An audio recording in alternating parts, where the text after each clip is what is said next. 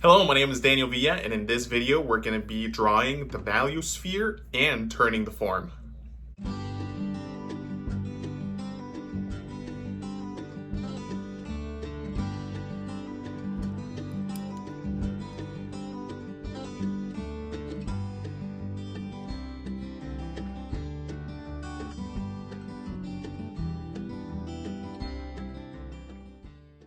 This video is really a continuation of the previous one in which we learned how to make a circle out of pure lines. In this case, we're going to be turning that circle into a sphere with a value. However, if you're not ready to jump into this section and you would like to watch the previous video, just go ahead and click that link right there and then you can learn that lesson before you can come and join us. Now, for the materials that we're going to need for this, is you're simply going to need a kneaded eraser, a stick eraser, and just a pencil. I did this whole drawing with just this pencil, this being the Palomino Blackwing 602. They're really cool pencils, and if you can get one, feel free. But for now, let's jump on to the video. Our first step in doing a sphere is to draw our circle. In this case, it is already drawn, and I just need to place the baseline of my circle. Next, we're going to have to determine where our light source is. But first, find the terminator. The terminator is the widest part of your circle. It should always be right down the middle. Next, you're going to indicate the light source for your sphere. This point for me is going to determine my light source.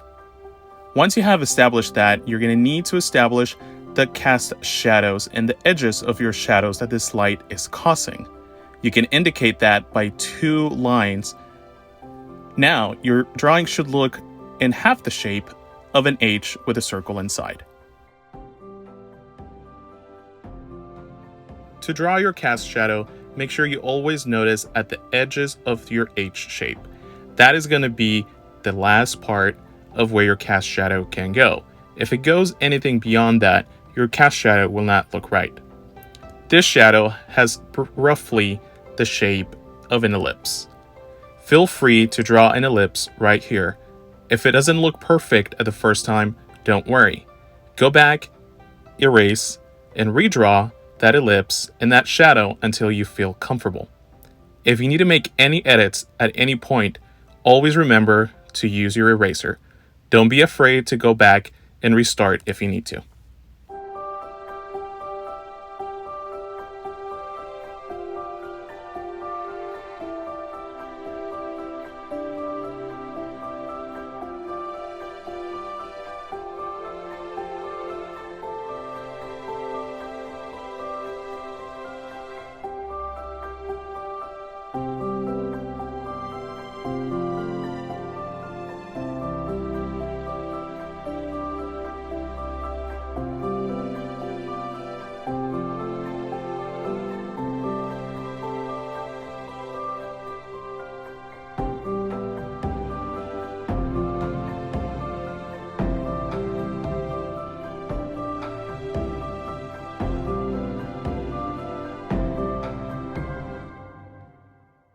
Once you're satisfied with the shape of your cast shadow, you can then go ahead and fill that space in with one even shade of graphite. Do not go too dark at this early stage.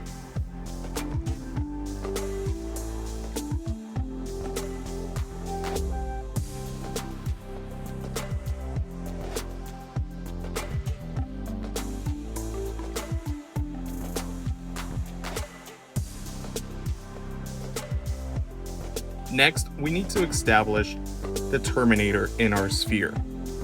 Our drawing will be that of a sphere, and in order to make sure it looks like a sphere, we need to draw another ellipse on top of our already existing circle. Go ahead, draw an ellipse like I am doing at this moment. If it doesn't look completely like an ellipse, or if it ends up looking like a hot dog or a cat's eye, go back and erase it and do it again until it does look like an ellipse.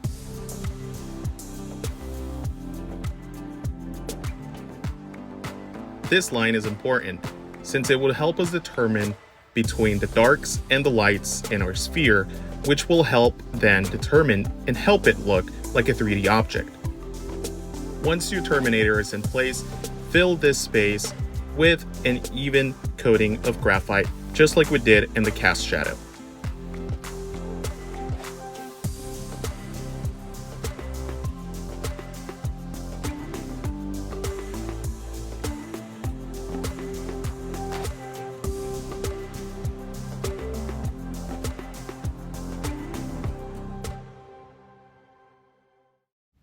Once we have filled out the base, now we can start building up the layers of graphite.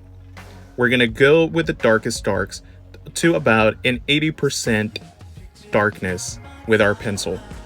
Remember not to scratch at your paper, but simply have it glide above it. Build slowly, layer by layer, and we'll go darker and darker.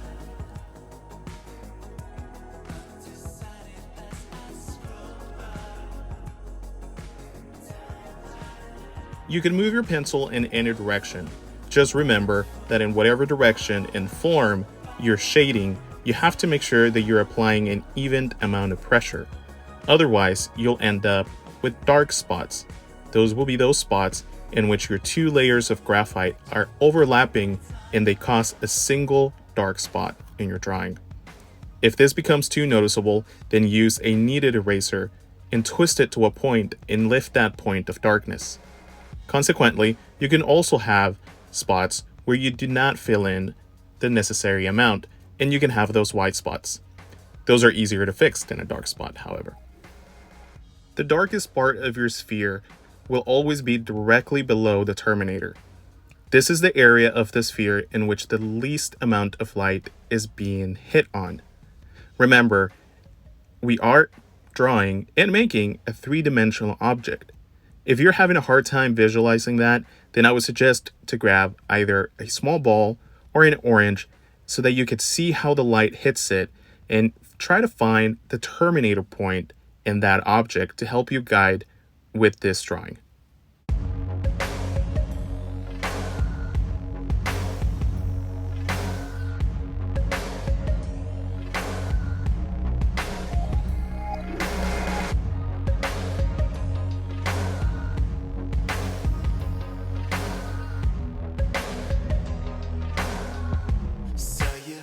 On my timeline.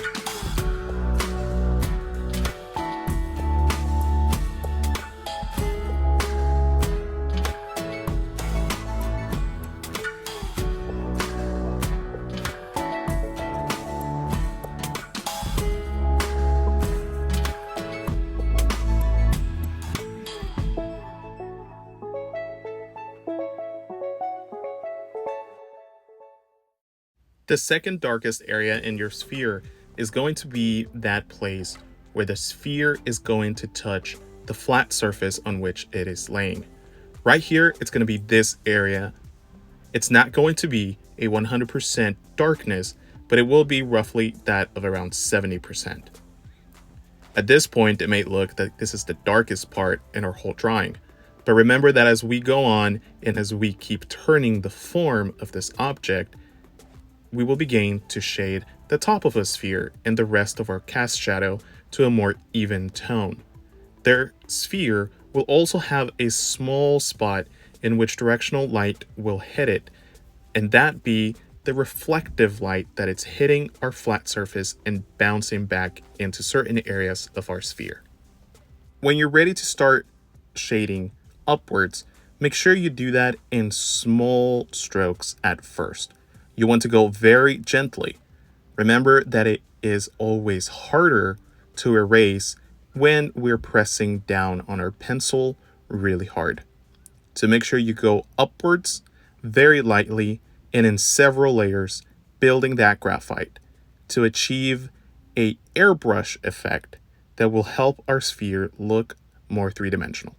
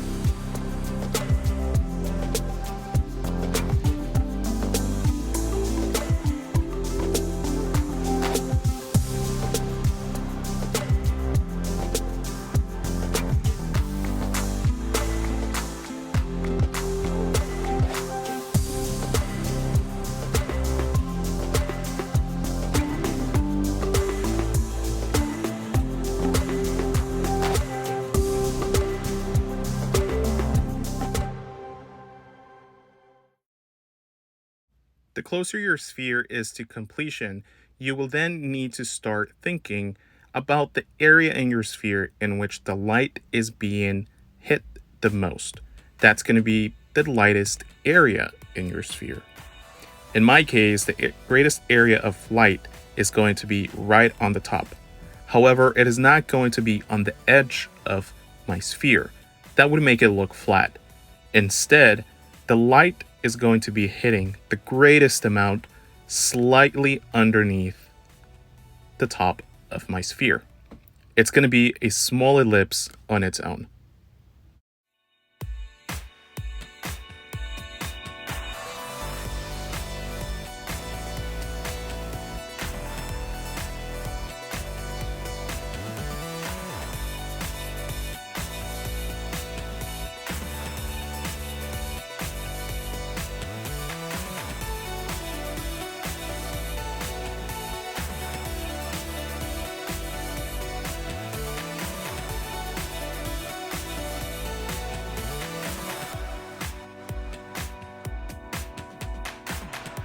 Give it a thumbs up if you liked that video, subscribe if you loved it, and if you want to see more similar material about how you can DIY art school from home, other really helpful tutorials like this one, or just simply product reviews, then don't forget to subscribe to the channel. We'll be uploading new videos every week.